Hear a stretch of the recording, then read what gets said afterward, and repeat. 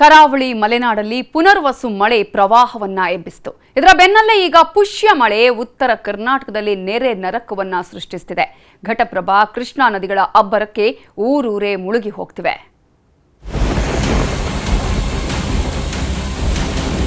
ಕಳೆದ 15 ದಿನಗಳಿಂದ ಬಿಟ್ಟು ಬಿಡದೆ ಮಳೆ ಸುರಿತಾ ಇದೆ. ನದಿ ಪಾತ್ರದ ಜನರಿಗೆ ಜಿಲ್ಲಾಡಳಿತ ಎಚ್ಚರಿಕೆಯನ್ನು ನೀಡುತ್ತಿದ್ದು,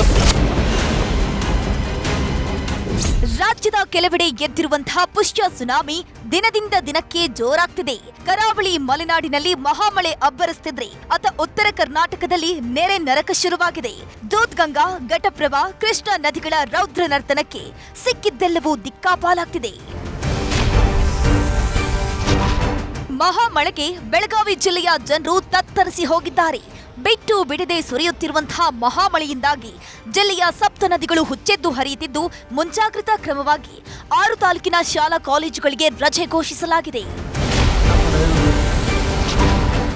ಮಹಾರಾಷ್ಟ್ರದ ಪಶ್ಚಿಮ ಘಟ್ಟ ಪ್ರದೇಶಗಳಲ್ಲಿ ಕ್ಷಣ ಕ್ಷಣಕ್ಕೂ ಮಳೆಯ ಅಬ್ಬರ ಜೋರಾಗ್ತಿದೆ. ದೂದ್ಗಂಗಾ ನದಿಯ ಆರ್ಭಟಕ್ಕೆ ಯಕ್ಸಾಂಬಾ, ದಾನವಾಡ ನಡುವಿನ ಸಂಪರ್ಕ ಸೇತುವೆ ಮುಳುಗಡೆಯಾಗಿದೆ.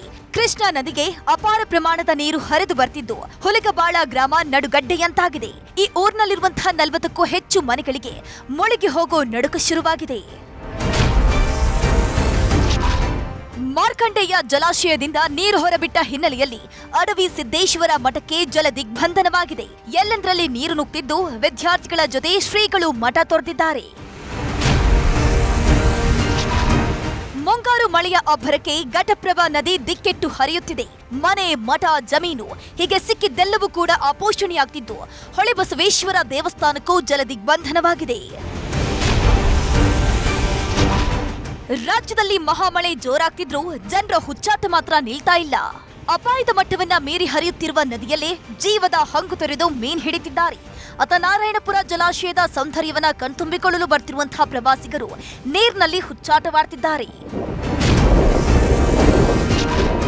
ನಿರಂತರ ಮಳೆಯಿಂದಾಗಿ ಆಲಮಟ್ಟಿ ಡ್ಯಾಂನ ಹೊರಹರಿವು ಕ್ಷಣ ಕ್ಷಣಕ್ಕೂ ಜಾಸ್ತಿ ಆಗ್ತಾನೇ ಇದೆ.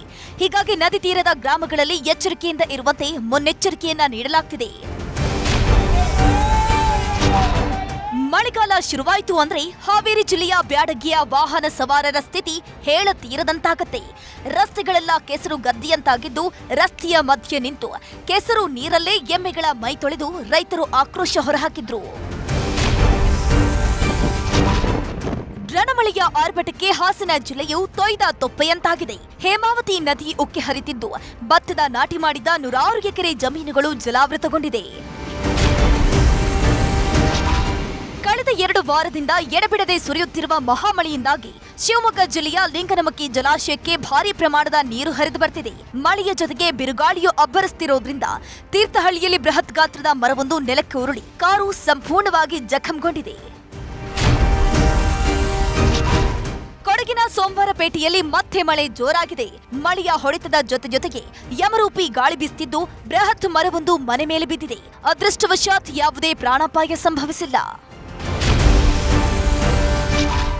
ಕಾಫಿ ನಾಡಿನಲ್ಲಿ ಮಳೆ ನಿಲ್ಲೋ ಲಕ್ಷಣಗಳೇ ಕಾಣ್ತಾ ಇಲ್ಲ. ಜೋರು ಮಳೆಯಿಂದಾಗಿ ಮೂಡಿಗೆರೆ, ಕಳಸ, ಶೃಂಗೇರಿ, ಕೊಪ್ಪ, ಎನ್ಆರ್ಪುರ ತಾಲೂಕಿನ ಶಾಲೆಗಳಿಗೆ ರಜೆ ಘೋಷಿಸಲಾಗಿದೆ. ಚಿಕ್ಕಮಗಳೂರು ಜಿಲ್ಲೆಯಲ್ಲಿ ಬಿರುಗಾಳಿ ಮಳೆಯಿಂದಾಗಿ ವಿದ್ಯುತ್ ಕಂಬಗಳೆಲ್ಲ ನೆಲಕಚ್ಚಿವೆ. ಮೊಬೈಲ್ ಚಾರ್ಜ್ ಮಾಡೋದಕ್ಕೆ ಕರೆಂಟ್ ಇಲ್ಲದೆ ಜನರು ಪರದಾಡ್ತಿದ್ದಾರೆ. ಇದನ್ನೇ ಬಂಡವಾಳ ಮಾಡಿಕೊಂಡ ಕೆಲವರು ಕಾಸು ಮಾಡ್ತಿದ್ದಾರೆ. ಜನರೇಟರ್ ಮೂಲಕ ಮೊಬೈಲ್ ಚಾರ್ಜ್ಗೆ ವ್ಯವಸ್ಥೆಯನ್ನ ಮಾಡಲಾಗಿದ್ದು, ಫುಲ್ ಚಾರ್ಜ್ಗೆ 100 ರೂಪಾಯಿ, ಹಾಫ್ ಚಾರ್ಜ್ಗೆ 50 ರೂಪಾಯಿ ಅಂತ ದರವನ್ನ ಫಿಕ್ಸ್ ಮಾಡಿದ್ದಾರೆ. ಒಟ್ನಲ್ಲಿ ರಾಜ್ಯದ ಉದ್ದಕ್ಕೂ ಮಹಾಮಳೆ ಕೇಕೆ ಹಾಕ್ತಿದ್ದು, ನೆರೆಯ ಹೊಡೆತಕ್ಕೆ ಕರುನಾಡೆ ಮುಳುಗು ಹೋಗ್ತಿದೆ. Bureau report, news 18. ಕನ್ನಡಿಗರ ಮೆಚ್ಚಿನ ನಿಮ್ಮ ನ್ಯೂಸ್ 18 ಕನ್ನಡ ಈಗ ವಾಟ್ಸ್ಆಪ್ನಲ್ಲಿಯೂ ಲಭ್ಯ. ಕರ್ನಾಟಕ ಮತ್ತು ದೇಶ ವಿದೇಶದ 360 ಡಿಗ್ರಿ ಸುದ್ದಿ ವಿವರವನ್ನ ನೀವು ನಿಮ್ಮ ಕೈ ಬೆರಳುಗಳಲ್ಲಿಯೇ ಪಡೆಯೋದಿಕ್ಕೆ ಈ QR ಕೋಡ್ ಅನ್ನ ಸ್ಕ್ಯಾನ್ ಮಾಡಿ. ನಮ್ಮ ಚಾನೆಲ್ ಅನ್ನ ಫಾಲೋ ಮಾಡಿ, ನೋಟಿಫಿಕೇಶನ್ ಆನ್ ಮಾಡಿ.